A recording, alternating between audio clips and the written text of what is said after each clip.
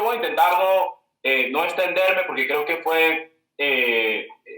Amílcar fue bastante claro en la exposición de las diferencias entre el modelo anterior y el modelo que entra en vigencia el 1 de enero del 2021. Primero me excuso también por el retraso. Estamos justo en este preciso momento discutiendo en comisiones económicas conjuntas el presupuesto del Sistema General de Regalías con el ministro Carrasquilla, y teníamos intervención justo en el momento que estaba arrancando. Pero bueno, me alegra de este foro. Mire, yo diría que este Sistema General de Regalías, que se reformó primero con un acto legislativo, el 05 del 2019, y luego con una ley que se reglamentó este año, tiene tres características que yo quisiera resaltar.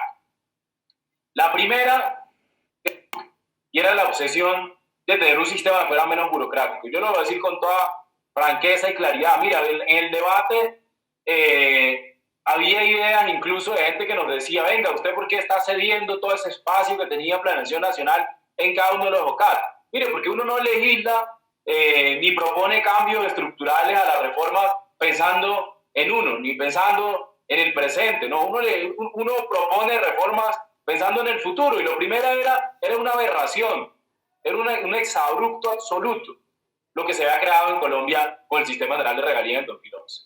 Era un nivel donde yo lo pongo normalmente de una forma caricaturesca, donde todas las regiones del país, todos los municipios tenían que pedirle permiso a Bogotá para mover un papel, un solo papel, para un proyecto de 5 millones de pesos. Amílcar puede dar fe de esto. Tocaba pedirle permiso a Bogotá. Las regiones, Valledupar, La Guajira, Córdoba, Casanare, Putumayo, quienes generan las regalías en Colombia, tenían que pedirle permiso para mover el papel simplemente. No era ni siquiera para aprobarlo, para moverlo, para subirlo a un sistema de información. Aquí el senador Lobo, que fue alcalde, lo tuvo que haber vivido. Es que no era ni siquiera para aprobar el proyecto. Hay gente que le decía a uno que era para aprobar el proyecto porque supuestamente la gente aquí en Bogotá es más transparente, más inteligente, sabe más que todo el mundo. Sí, es cierto que hay capacidades en el gobierno nacional, normalmente hay entidades muy técnicas, como es el caso del Ministerio de Hacienda y de Planeación Nacional, pero yo creo que se llevó ya una ridiculez gigante. Para cargar el papel en el sistema de información, senador, usted vivió eso como alcalde, solo para cargarlo, es que no estoy hablando ni siquiera de la aprobación. Tenían que esperar el clic de que ya efectivamente se había cargado el papel bien. Eso es un exabrupto. Y el presidente de la República, desde su campaña lo decía. Yo la verdad, las veces que lo escuché diciéndolo en Valledupar, en Casanare, me alegraba profundamente, porque yo como una persona de región me parecía de verdad que una falta de respeto. Es una falta de respeto. Nadie está negando que la reforma anterior tenía cosas muy positivas. Por ejemplo, crear el sistema de monitoreo, control y seguimiento en alineación entre Planeación Nacional, la Contraloría y la Procuraduría. Yo creo que eso fue un gran ajuste de la reforma del 2011, comparado con el de fondo de regalías, que todo el mundo conoce lo que pasó con eso, las piscinas de olas, etc. Pero la verdad era que era un sistema absolutamente centralizado, absolutamente centralizado. Eso no había ninguna posibilidad de ser más centralizado. O sea, ya la siguiente opción era que las reuniones solo se podían hacer en Bogotá, yo creo. O sea, ya no había ninguna posibilidad de que fuera más ridículo. ¿Sí? Eso no le gustaba al presidente. Y nosotros fuimos al Congreso a cambiar. Y contamos con el Congreso de la República para cambiar. ¿Qué significa eso? Ya Amílcar lo decía. Eliminamos 1.152 OCAD. Y había algunos que tenían sentido en montos, que parecían importantes. Pero es que hay unos OCAD que tienen 10 millones de pesos en un bienio. 10 millones de pesos. Y para mover 10 millones de pesos, acaba de pedir permiso trámite tras trámite. Eso se cambió, nosotros lo propusimos en el acto legislativo 05 del 2019 y el Congreso. Yo quiero hacer un reconocimiento especial a los congresistas del Cesar. Aquí está el senador Lobo, quien estuvo no solo en las comisiones, sino que estuvo ponente, coordinador, estuvo en la comisión de conciliación.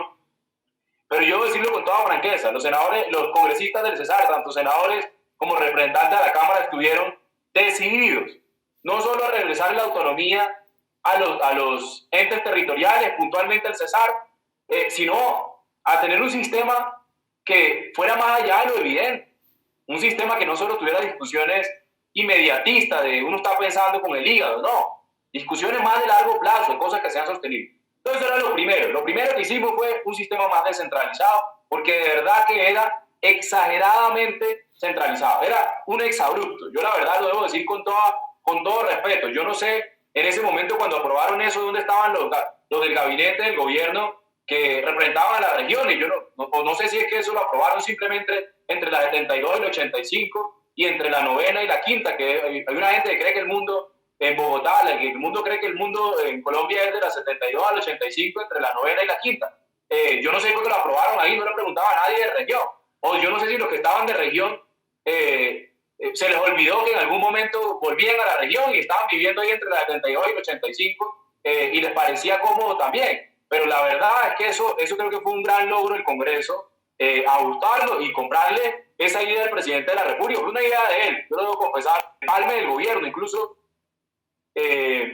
parecía algo demasiado innovador, disruptivo, imposible, no sé qué. Y yo lo voy a decir con toda franqueza, se volvió una realidad y se volverá una realidad. El segundo tema que tiene esta reforma del sistema general de regalías, América también lo mencionaba, y era devolverle los recursos a las regiones productoras. Eso también, el doctor Linares debe dar fe de eso. No es lo, miren, quien niegue que hay externalidades en la operación y extracción de cualquier recurso natural no está siendo sincero y no está haciendo. Hay externalidades positivas y hay externalidades negativas. Hay externalidades positivas, por ejemplo, se genera empleo en lugares donde nunca se ha generado un empleo formal, se genera recursos para municipios y departamentos que nunca antes habían recibido unos recursos, se incrementa profundamente, pero también hay externalidades negativas y eso es innegable. Entonces, ¿cómo hace uno para imaginarse un sistema? Piensa esas externalidades, eso no tiene sentido. O sea, eso no tiene ningún sentido. ¿Cómo va a recibir la misma cantidad de recursos con la misma fórmula Bogotá y Las Aguas y Virico? ¿Cómo van a recibir con la misma fórmula? O sea, eso era también pensado, con todo el respeto, doctora Amílcar, pensado también entre la 72 y la 85, ¿sí? Eso no había ninguna otra opción. O sea, esto el pensaba ya, no habían pasado nunca por Las Aguas y Virico. Y nunca, jamás. Ni por El Paso, ni por Tame, ni por Casanare, ni por Putumayo. Lo habían hecho exclusivamente pensando en Bogotá, ¿sí? Y eso lo cambiamos también. Le devolvimos los recursos a las regiones productoras, intentando equilibrar sin las regiones no productoras, porque también sabemos, yo creo que es uno de los logros, hay evidencia empírica de eso. Yo se lo he dicho al ministro Echeverri, quien admiro profundamente, no solo como economista, sino que creo que fue un gran ministro, y se lo he dicho en muchas ocasiones, hay evidencia empírica que llevar el recurso de regalías a municipios que hay análisis econométricos de eso, y eso estaba bien, pero tampoco se podía dejar de lado que hay unas regiones que son las que son directamente receptoras de las externalidades positivas, insisto, porque hay algunas positivas, y también de las negativas. Entonces, esas regiones, yo me acuerdo que el ministro Amílcar hablaba de la licencia social. Cuando era ministro, yo tuve la oportunidad de escucharlo muchas veces, y la licencia social no se compra. La licencia social se gana con trabajo ahí en las regiones. Pero efectivamente es mucho más fácil hacer trabajo en las regiones cuando las regiones están teniendo algún tipo de compensación con los recursos. Y yo creo que eso lo hicimos también en el marco de las cosas posibles también. Y esta reforma ya se mencionaba, se está duplicando ese número de recursos a las regiones productoras, etc. En el caso del Cesar se está multiplicando por 65% solo las asignaciones directas. Eso sin lugar a dudas tiene impacto en las operaciones del sector energético, si no es casi que imposible. Y la tercera característica a la que yo haría referencia es sin caer en la violación de la ley de Timber, porque yo creo que la visión que yo tengo de la reforma del 2011 era que se querían hacer muchas cosas con el mismo instrumento, muchos objetivos con el mismo instrumento. Eso está demostrado ya. Timber ganó premio Nobel de Economía precisamente por demostrar que eso matemáticamente es imposible. Uno tiene que coger unos objetivos y resolverlos con los instrumentos que tiene. Allá se quería sacar de la pobreza, se quería compensar a las regiones, se quería descentralizar, pero también centralizar. Entonces, pues obviamente no ha funcionado. Aquí yo creo que con menos objetivos,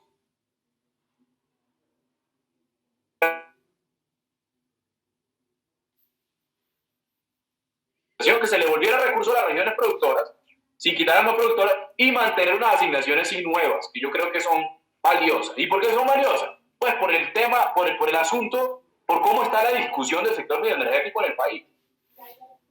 No es una, digamos, no es ciencia nueva saber la animadversión que ha generado un grupo que ha querido hacer politiquería y populismo, no solo con el sector bioenergético, sino también con la iniciativa privada. Hay un grupo que lo ha hecho y eso es innegable. Por eso yo creo que asignaciones como educación, por ejemplo, muy valioso. Asignaciones como la de local de los PEDER, muy valioso. Va a tener casi 5 billones de pesos para el próximo bienio, cuando normalmente tiene cerca de 1 billón. Asignaciones como la ambiental. Estábamos en mora de tener una asignación ambiental exclusivamente en el sistema general de regalías. Estamos en mora de eso. Con todos los avances que hemos tenido en el sistema general de regalías, porque insisto, la reforma del 2011 trajo cosas muy positivas como el sistema de monitoreo, o por ejemplo, darle recursos a municipios pobres. Lo cierto es que estábamos en mora de algunos, ambiental. Y el último, el de las etnias. Las comunidades étnicas han sido férreos opositores de operaciones en algunas regiones del país. En algunas han tenido razones, en otras no han tenido razones. Pero claro que tener unos recursos en los que ellos disponen del sistema general de regalías permite tener discusiones más centradas. Mire, por ejemplo, permitió que ellos estudiaran a detalle la ley de regalías. Yo quiero hacerle un reconocimiento aquí a otro paisano, a Luis Fernando Arias, que es el presidente de la ONIC, y con un viejo amigo, el ministro Amílcar, con Armando Balbuena, tuvimos semanas de discusiones con ellos, semanas de discusiones, donde ellos reconocían que efectivamente el sistema general de regalías tenía cosas positivas y que había otras que nunca, por ahí que nunca les guste. Pero, por ejemplo, fueron muy vehementes en defender una bolsa específica para las comunidades étnicas, y el Congreso, afortunadamente, tuvo a bien aprobar lo que el gobierno aprobó lo que el gobierno propuso en ese sentido, que era tener una asignación específica para ellos y que ellos tengan voz y participen en algunos locales en los temas que tienen que ver con ellos. Yo diría que esos son los 3 principales cambios. Primero, hay muchas cosas. Mayor descentralización, que no es ni siquiera la descentralización perfecta, infinita, no, para ser blancos. Pero sí es eliminar un exabrupto. Es que el exabrupto era tan grande que los avances toca pararse, no porque yo esté en el gobierno. Entonces, de verdad que toca levantarse y coger el aplauso al Congreso después de haber eliminado el exabrupto ese que se había cometido en el 2011 con los 1.152 OCAD. Segundo, devolverle recursos a las regiones productoras. Y tercero, crear unas asignaciones a temas muy importantes como educación, ambiente, etnias o los temas de los PEDER. Yo no quiero perder la oportunidad para hacer referencia a algunos elementos que mencionaba el exministro Amílcar. El primero, efectivamente estamos teniendo una disminución en los aportes, digamos, estamos teniendo una disminución de los ahorros que tenía el sistema, básicamente por 2 razones. Primero, porque eso de las vacas flacas y las vacas gordas, doctora Amílcar, yo tengo mis diferencias, porque yo no sé si hay algo más flaco que pasar de 120 el barril a 30. Ni siquiera el COVID lo bajó tan duro. La recesión más grande que ha tenido la economía colombiana en 200 años de república, y ni siquiera el COVID hizo eso. Ni siquiera lo hizo. Entonces yo creo que eso de la vaca flaca y la vaca gorda depende de cuál lado de la vaca está viendo uno, ¿sí? Y de cuál lado de la vaca está dependiendo uno. Es que yo la verdad creo que me cuesta trabajo imaginarme un escenario peor que el de posreforma. Se hizo una reforma con un barril de 120, después pasó a 30. ¿Sí? Tendría que bajar el barril a 10 para tener un impacto del tamaño del que se vivió en ese momento, y por eso precisamente el sistema yo creo que no funcionó. Pero la segunda razón es porque hay un tema de unidad de caja, y yo lo digo como el viceministro de Hacienda, que creo que el ministro Echeverri entendía muy bien, y precisamente por eso él hizo las 2 grandes reformas que yo me atrevo a decir que se hicieron en el gobierno anterior en temas económicos, que fue, y sobre todo las que quedaron relativamente bien, y fue la regla fiscal y la del sistema general de regalías. Él estaba pensándolo como una sola cosa. Entonces decía, ahorro en la regla fiscal, ahorro en el PGN, en el Gobierno Nacional Central, y de alguna manera sirve de balance el sistema general de regalías. Y cuando uno se mueve, el otro le queda, y así sucesivamente. O sea, lo pensaba como una unidad de caja. Yo no lo ha dicho, pero ni me lo ha dicho a mí, ni lo ha dicho públicamente. Pero yo creo que sí lo pensaba de esa manera, a juzgar por la forma de la reforma, ¿sí? por los elementos de la reforma. Y precisamente por eso es que yo no estoy de acuerdo con tener ahorros infinitos del sistema general de regalías. ¿De qué me sirve tener ahorros en el sistema general de regalías si yo subo la deuda pública del 35 al 50, como pasó entre el 2014 y el 2017? Es que se les bajó un poquito el precio del petróleo y subieron 15 puntos porcentuales la deuda del Gobierno Nacional Central. Entonces, ¿qué me servía tener 15 billones en el FAE, en el FOMPET, si igual estaba endeudando a las generaciones, ni siquiera a la mía, a mi hija? Estaba endeudándola por siempre, gastándome 15% del PIB en deuda. ¿De qué me sirve que llegaran al sistema general de regalías y yo tenía el ahorro guardado si igual me gastaba todo lo que estaba en el presupuesto general de la nación? De hecho, la frase famosa que se hizo del sistema general de regalías creo que fue más operativa en el presupuesto general de la nación que en el sistema general de regalías. Entonces, ¿de qué me servía ser conservador y ahorrador en el sistema general de regalías y echarme 15% de deuda en el Gobierno Nacional Central? ¿De qué me servía? Yo no creo que eso tenga ninguna justificación macroeconómica. Yo creo que se pensó en un momento, en el momento post el ministro Echeverry ya se hizo otra cosa, ¿sí? Él lo estaba pensando en una cosa muy equilibrada donde uno se movía. Ya después, pues sencillamente uno quedó en el ostracismo de los 1.152, no se ejecutaba, no se movía, y pues gastando por el otro lado, ¿sí? Eso fue en términos estrictos lo que terminó pasando. Lo que se ahorró por un lado tenía 12 billones, miren los números, doctora Milka, tenía 12 billones guardados en un lado y por el otro le gastó 15 puntos del PIB en deuda pública, aumentando el gasto. Entonces, esa es la segunda cosa que yo quería hacer referencia. La tercera, que no es menor y poco se habla de eso. Mire, el presidente tiene una obsesión con la burocracia del sistema general de regalías. Yo lo decía con los OCAR, pero también con el gasto. Mire, y había gente que me decía, no, por eso le va a dar muchos chalecos al director de Planeación Nacional, va a tener prestaciones de servicio como las tenía en el pasado, por todo el país, con un chaleco del DNP, andando por todos los municipios, no sé qué, pero nos gastábamos 5 puntos de la regalía en burocracia, 5 puntos de la regalía en gasto de funcionamiento, 5 puntos porcentuales, 5 puntos porcentuales, en los que ni los municipios, ni los departamentos, ni los pobres, ni las comunidades étnicas, ni el medio ambiente, ni el país veían inversión. Se iba en prestaciones de servicio. Sí, la asistencia técnica es muy importante, pero eso también era como con la visión de la 72 y el 85, ¿no? Como acá está una gente que sabe mucho y allá hay una gente que no sabe nada, entonces hay que llevarle gente desde acá que le ponga chaleco y vaya allá y explique todo. Yo creo que la asistencia técnica y la gestión de capacidades es muy importante, pero se llevó ya a un nivel donde casi que lo único que ejecutaban eran las prestaciones de servicios del sistema general de regalías. ¿Sí? Entonces, ahí hicimos una disminución, de 5 lo bajamos a 2, y ahí estamos en la pelea ahorita, justo ahorita en el presupuesto. Eso significa que vamos a tener menos funcionarios en el gobierno nacional pagados por el sistema general de regalías, pero es que eso es un exabrupto. ¿Cómo se va a pagar con la plata de las regiones? Producir en las regiones los funcionarios del gobierno nacional central. No, que es que le ayudan, no sé qué, sí, pero que busque otra forma el gobierno nacional central de financiarlo. Para eso está el presupuesto general de la nación, para eso están otras fuentes.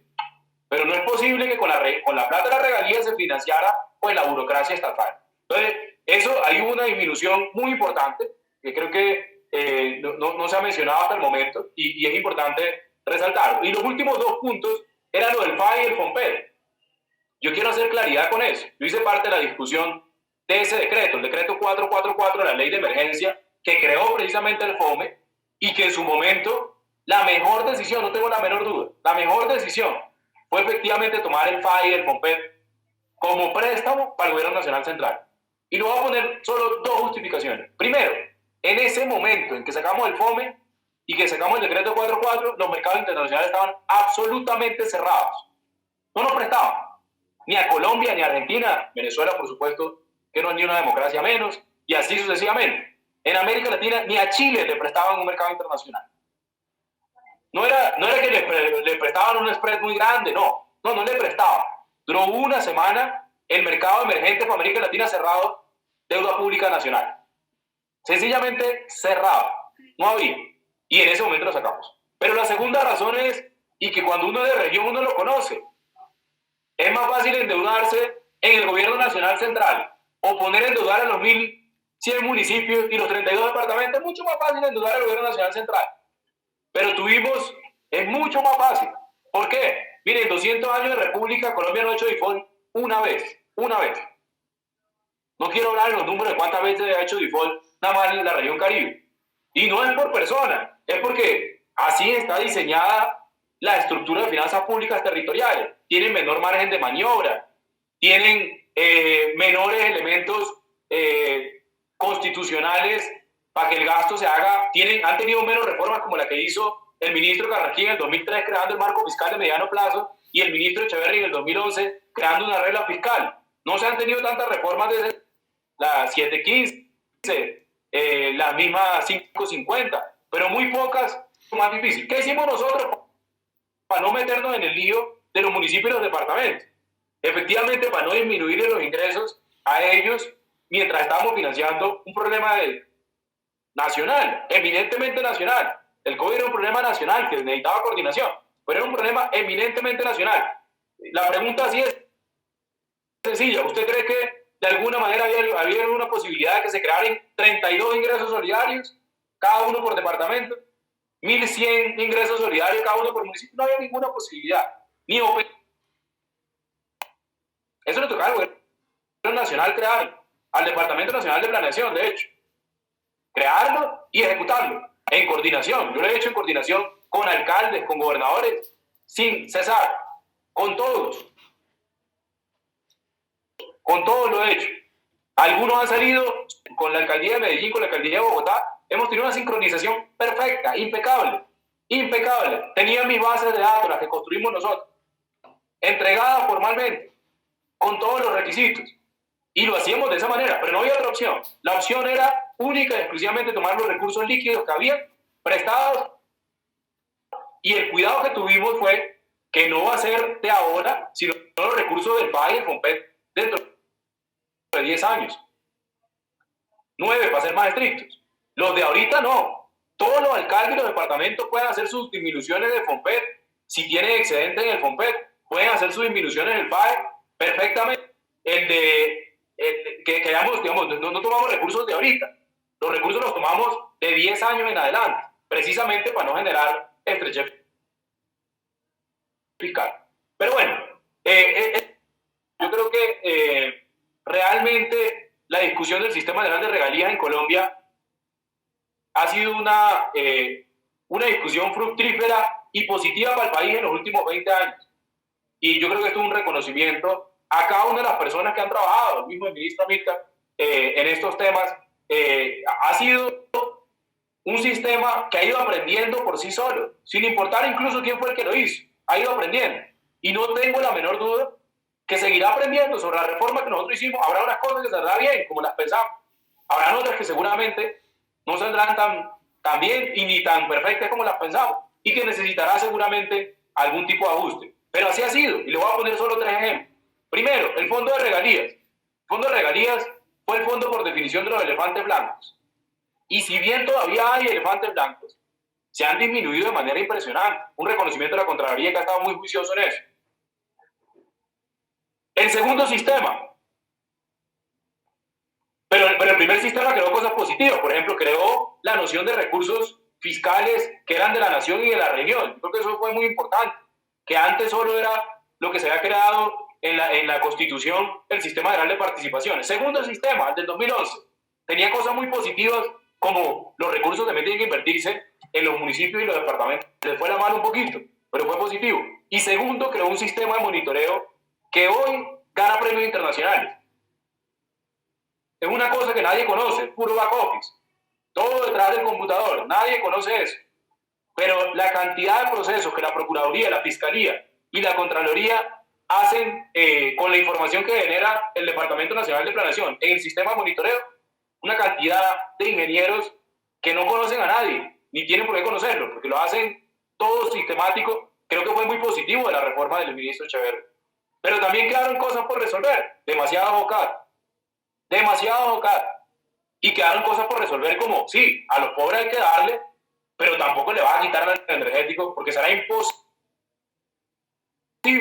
imposible que se vuelva a hacer operación mina energética en Colombia. Entonces, yo creo que para dejarlo, si bien he sido obviamente defendiendo la reforma no solo hoy, sino en cada uno de los espacios, en el Congreso, porque creo que era una buena reforma, no porque esté en el gobierno. Creo que el Congreso la alimentó de manera positiva. Creo que el Congreso estuvo supremamente propositivo y puntualmente la bancada del Cesar a mí me sorprendió y lo debo decir con toda claridad, porque las diferencias que ellos puedan tener en la política y en los temas locales estaban en bloque, dependiendo del Cesar, dependiendo de las regiones, pero sobre todo pensando no con el hígado de ahorita, sino pensando en la reforma que necesitaba el país. Muchísimas gracias al Pilón por la invitación en nuestra tierra, en Valledupar, y que se tengan nuevos espacios como esto, no solo sobre el sistema de las regalías, sino ojalá sobre otro tipo de temas del país. Muchas gracias.